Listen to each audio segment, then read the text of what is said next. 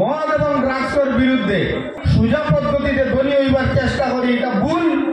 আল্লাহ পাক রব্বুল আলামিনে আমরারে তারার বয়ান হলে আমল করবার তৌফিক দিতা, তারা বয়ান রাখবার, আমরা যদি ফজরের জামাত মিস করিতে হইতো না। গতিকে আল্লাহ আমরারে তৌফিক দিতা, তারার বয়ান হল উনি আমরা আমল করার চেষ্টা করতাম। আমি সহ আমরা সবে নামাজ কায়েম করার চেষ্টা করতাম। বিশেষ করিয়া যুব সমাজের কাছে আমার আহ্বান, বিশেষ করিয়া ড্রাগস, মদ, গাঞ্জা, গান বাজনা ইত্যাদিয়া ব্যস্ত। আসসালামু আলাইকুম ওয়া রাহমাতুল্লাহি ওয়া বারাকাতুহু।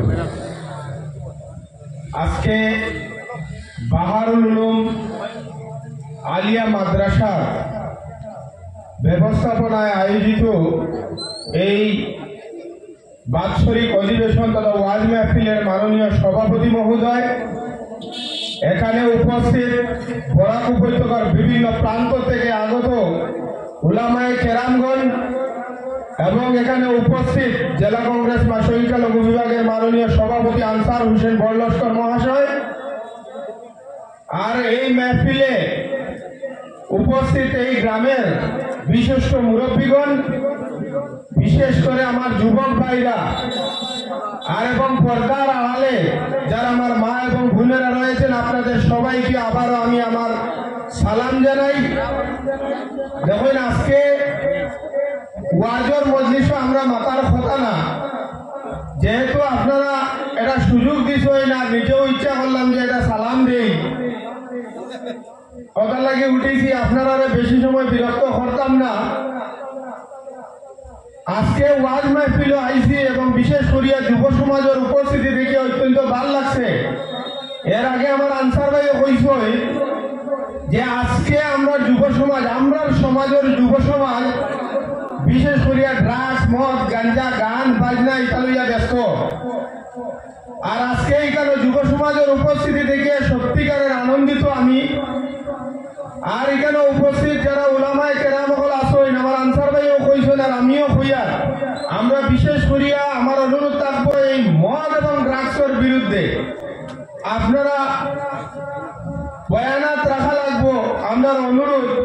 কারণ আমরা সমাজ বিপদে পরিচালিত হইতেছে। গতিকে এই বিশেষ করিয়া এই মাদ্রাসা আমি ছোটবেলার থেকে দেখি আর এই মাদ্রাসায় আমরা এই অঞ্চল যে তিনি খেদমত আগবাড়াই আইতেছে এবং এই মাদ্রাসার যারা কমিটির কর্মকর্তাগণ আছে, তারা সবে যেভাবে প্রতি বছর এটা মেহফিল করে যাবে, এই মাদ্রাসারে যে সুন্দরভাবে সুষ্ঠুভাবে পরিচালিত করিয়া যাইরা বা এই মাদ্রাসায় থেকে আমরা অঞ্চলে বেনিফিট পাইতেছে।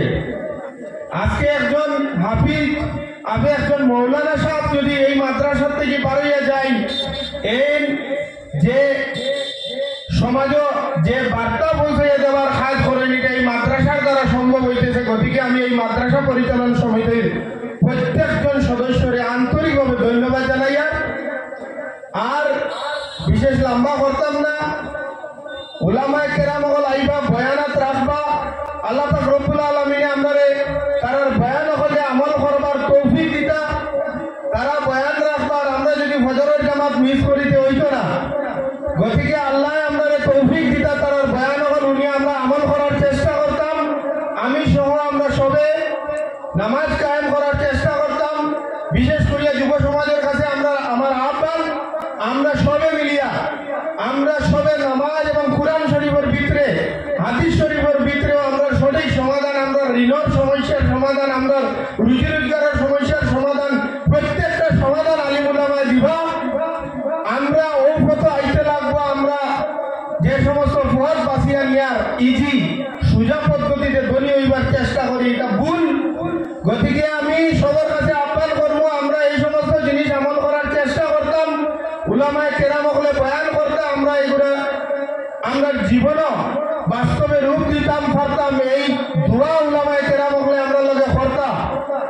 এই আশা রাখি আপনারা সবার কাছে আমি আমার ভবিষ্যতের লাগে দোয়া চাইয়ার। আর বিশেষ করিয়া মাদ্রাসার একটা কনস্ট্রাকশনের কথা আইছে, আমার আলম ভাই কইছেন, আমি এই কমিটির প্রতিজন মানুষের লগে আমার আন্তরিক সম্পর্ক এবং আমার নিজেরও ময় মুরব্বী আছে। গতিকে এই মাদ্রাসার যে খাট আমি অতি সত্তর খুব কম দিনের ভিতরে একদিন আইয়া আলম ভাই সহ সবরে লইয়া মুরব্বিয়া নকল আসই সবরে লইয়া আমার পক্ষ থেকে আর্থিক সাহায্য যেটা করা লাগে কর্মর লগে আমার আত্মীয় স্বজন বন্ধু বান্ধব থেকে এই মাদ্রাসা টিকাইয়ে রাখতে লাগবো।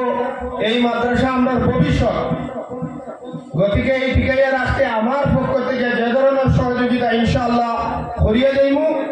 হইয়া আপনারা সবার কাছ থেকে আবারও আমি আসসালামু আলাইকুম রহমতুল্লাহি ওয়া বারাকাতুহু জানাইয়া আমি বক্তব্য শেষ করলাম। ধন্যবাদ।